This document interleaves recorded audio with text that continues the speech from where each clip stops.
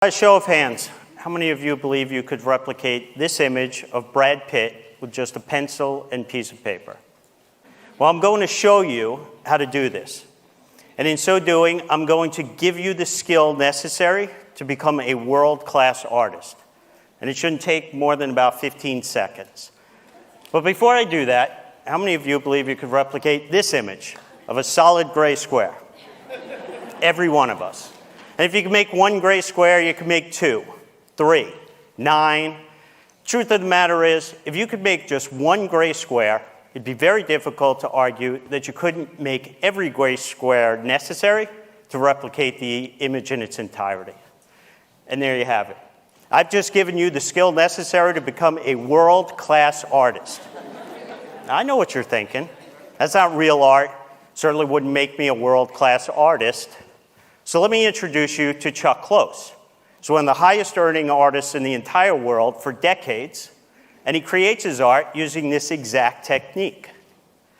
You see, what stands between us and achieving even our most ambitious dreams has far less to do with possessing some magical skill or talent, and far more to do with how we approach problems and make decisions to solve them. And because of the continuous and compounding nature of all those millions of decisions that we face on a regular basis, even a marginal improvement in our process can have a huge impact on our end results. And I'll prove this to you by taking a look at the career of Novak Djokovic. Back in 2004, when he first became a professional tennis player, he was ranked 680th in the world. It wasn't until the end of his third year that he jumped up to be ranked third in the world. He went from making $250,000 a year to $5 million a year in prize money alone, and of course he did this by winning more matches. In 2011, he became the #1 ranked men's tennis player in the world, started earning an average of $14 million a year in prize money alone, and winning a dominating 90% of his matches. Now here's what's really interesting about all of these very impressive statistics. Novak doesn't control any of them. What he does control are all the tiny little decisions that he needs to make correctly along the way in order to move the probability in favor of him achieving these types of results. And we can quantify and track his progress in this area by taking a look at the percentage of points that he wins. Because in tennis, the typical point involves 1 to maybe 3 decisions. I like to refer to this as his decision success rate. So back when he was winning about 49% of the matches he was playing, he was winning about 49% of the points he played. Then to jump up, become #3 in the world, and actually earn $5 million a year for swinging a racket, he had to improve his decision success rate to just 52%. Then to become not just #1, but maybe one of the greatest players to ever play the game, he had to improve his decision success rate to just 55%. Now, I keep using this word just. I don't want to imply this is easy to do. Clearly, it's not. But the type of marginal improvements that I'm talking about are easily achievable by every single one of us in this room. And I'll show you what I mean. From kindergarten all the way through to my high school graduation, yes, that's high school graduation for me, every one of my report cards basically said the same thing. Stephen's a very bright young boy. If only he would just settle down and focus. What they didn't realize was I wanted that even more than they wanted it for me. I just couldn't. And so from kindergarten straight through the second year of college, I was a really consistent C student. But then going into my junior year, I'd had enough. I thought, I want to make a change. I'm going to make a marginal adjustment. And I'm going to stop being a spectator in my decision-making and start becoming an active participant. And so that year, instead of pretending again that I would suddenly be able to settle down and focus on things for more than 5 or 10 minutes at a time, I decided to assume I wouldn't. And so if I wanted to achieve the type of outcome that I desired, doing well in school, I was going to actually have to change my approach. And so I made a marginal adjustment. If I would get an assignment, let's say read 5 chapters in a book, I wouldn't think of it as 5 chapters. I wouldn't even think of it as 1 chapter. I would break it down into these tasks that I could achieve that would require me to focus for just 5 or 10 minutes at a time. So maybe 3 or 4 paragraphs, that's it. I would do that. When I was done with those 5 or 10 minutes, I would get up. I'd go shoot some hoops, do a little drawing, maybe play video games for a few minutes. And then I'd come back. Not necessarily to the same assignment, not even necessarily to the same subject, but just to another task that required just 5 to 10 minutes of my attention.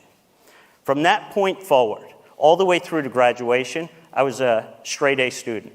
Dean's List, President's Honor Roll, every semester. I then went on to one of the top graduate programs in the world for finance and economics.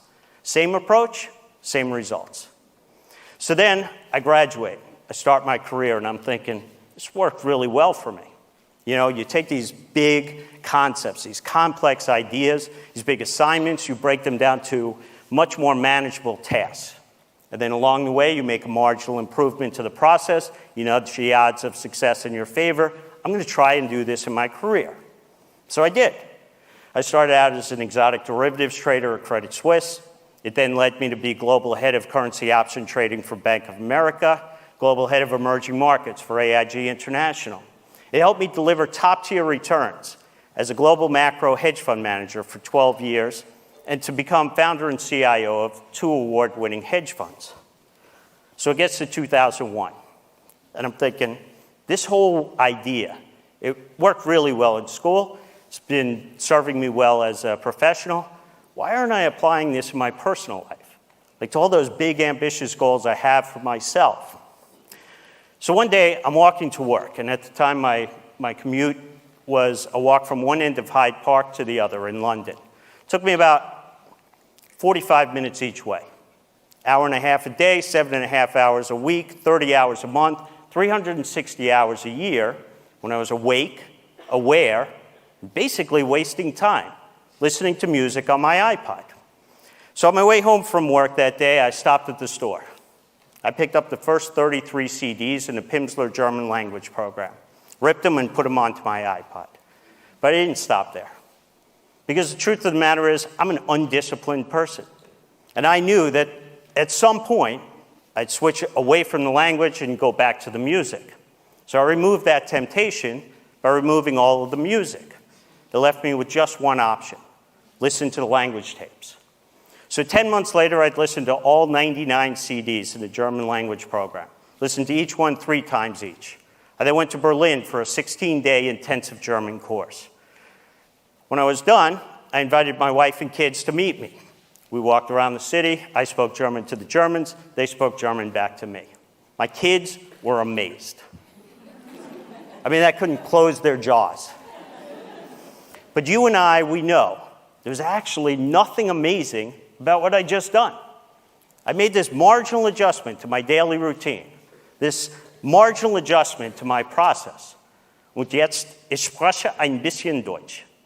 And now I could speak some German. And so in that moment, I'm thinking, it's not supposed to be this easy for a guy like me, an old guy, to learn a new language. You're supposed to have to do that when you're a kid.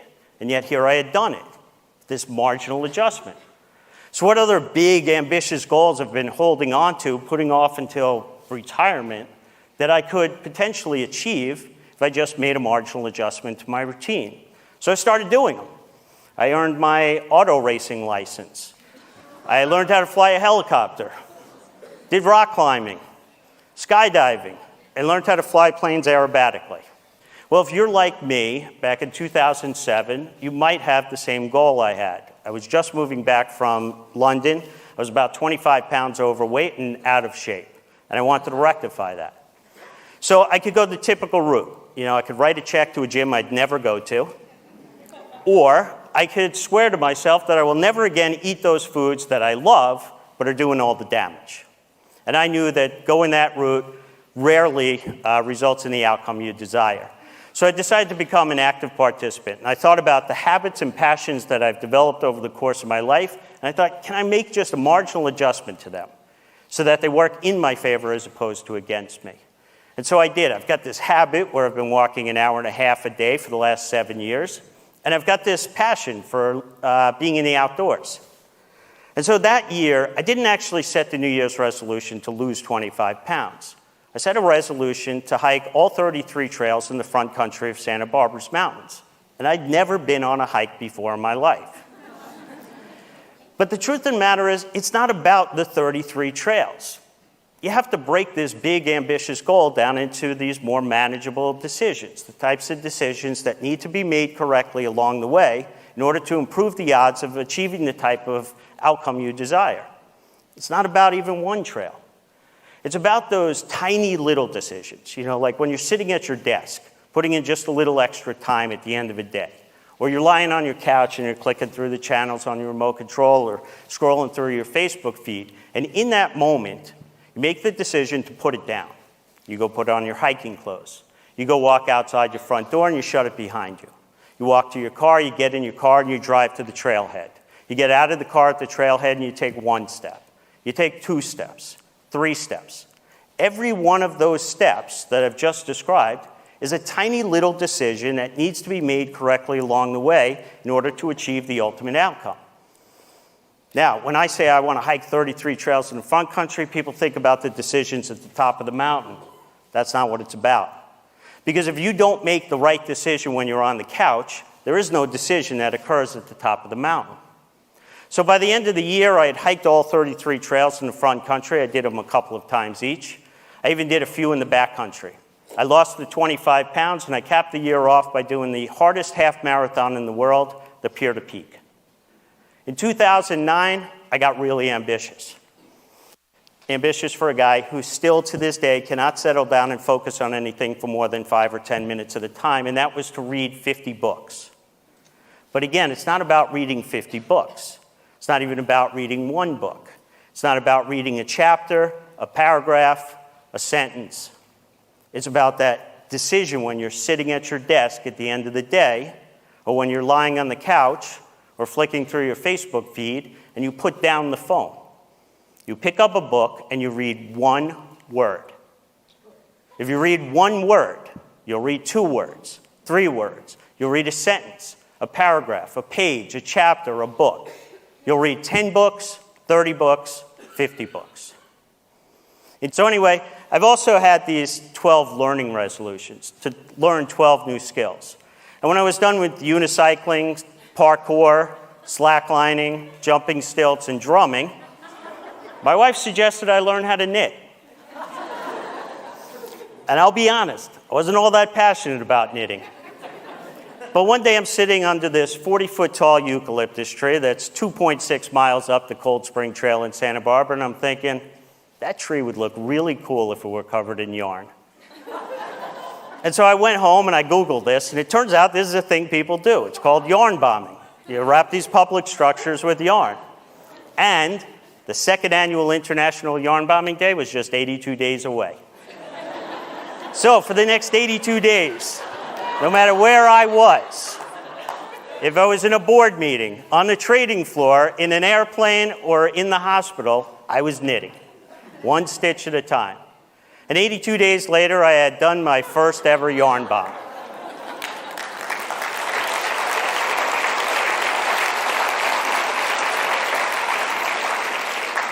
And the response to it blew me away. So I kept going with bigger, more ambitious projects that required more engineering skills. And in 2014, I set the goal to wrap 6 massive boulders in Los Padres National Forest at the top of the mountains. But if I was going to pull this off, I'd need help. So at this point, I had a few thousand followers on social media as the Yarn Bomber. And I started getting packages, lots of packages. 388 contributors from 36 countries in all 50 states. In the end, I didn't wrap 1 massive boulder, I wrapped 18.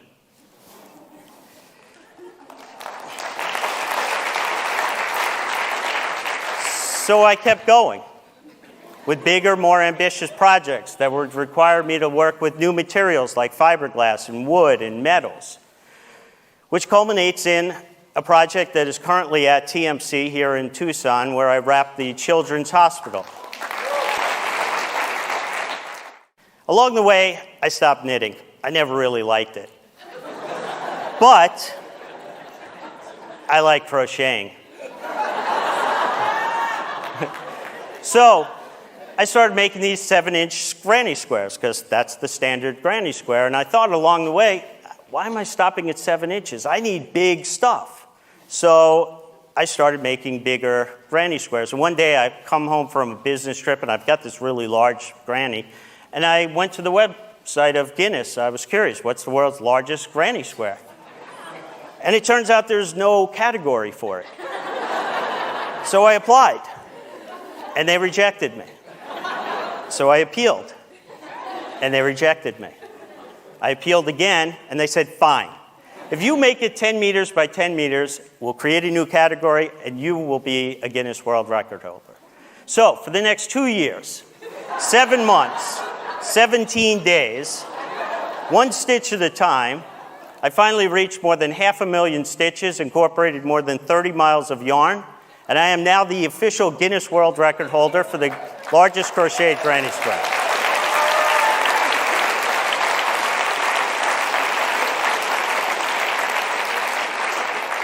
Along the way, I've garnered an awful lot of attention for my escapades. I've been featured in Newsweek magazine, Art News, which is kind of the Bible for artists. But what I want you to realize when you hear these things, I'm still that C- student. I'm still that kid who can't settle down or focus for more than 5 or 10 minutes at a time. And I remain a guy who possesses no special gift of talent or skill. All I do is take really big, ambitious projects that people seem to marvel at, break them down to their simplest form, and then just make marginal improvements along the way to improve my odds of achieving them. And so the whole reason I'm giving this talk is I'm hoping to inspire several of you to pull some of those ambitious dreams that you have for yourself off the bookshelf and start pursuing them by making that marginal adjustment to your routine. Thank you.